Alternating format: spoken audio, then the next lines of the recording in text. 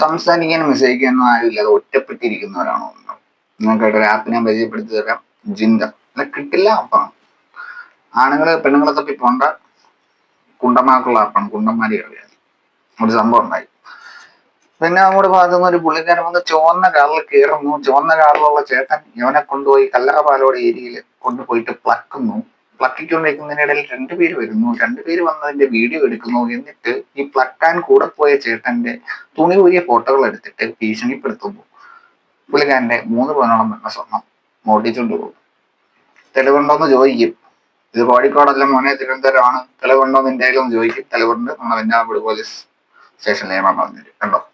ഈ ആപ്പ് വഴി പരസ്പരം ബന്ധപ്പെട്ട് പറഞ്ഞുറപ്പിച്ച് അവിടെ ചെന്നത്.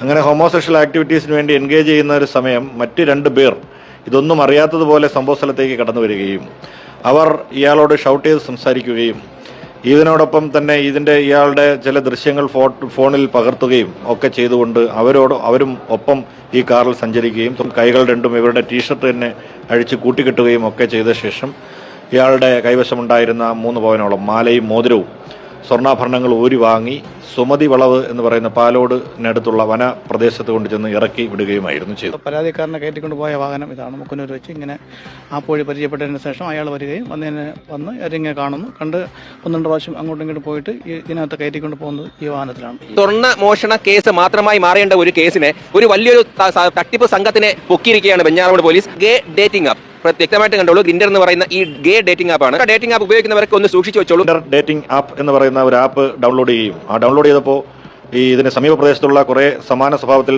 ആപ്പ് ഡൗൺലോഡ് ചെയ്ത തൽപര കക്ഷികൾ ബന്ധപ്പെടുകയും ചെയ്യുകയായിരുന്നു.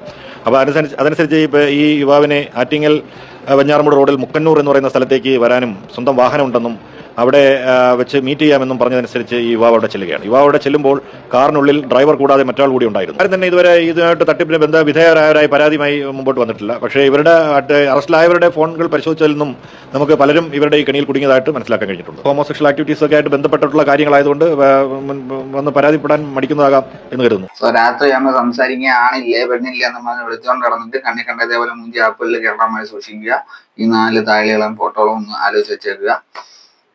ഒരു ആപ്പൊക്കെ എടുത്തിട്ട് ചൊറിയാനും കടി വെക്കാനും ഒക്കെ പോകുന്ന സമയത്ത് സൂക്ഷിച്ചു പോകാം. ഇല്ലെന്നുണ്ടെങ്കിൽ ചിലപ്പോൾ ഉടുതുണിയൊക്കെ വേറെ സൈറ്റിലൊക്കെ വരും.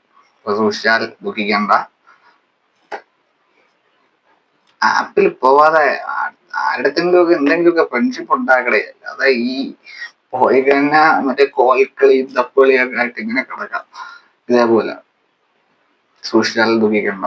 ഓക്കെ.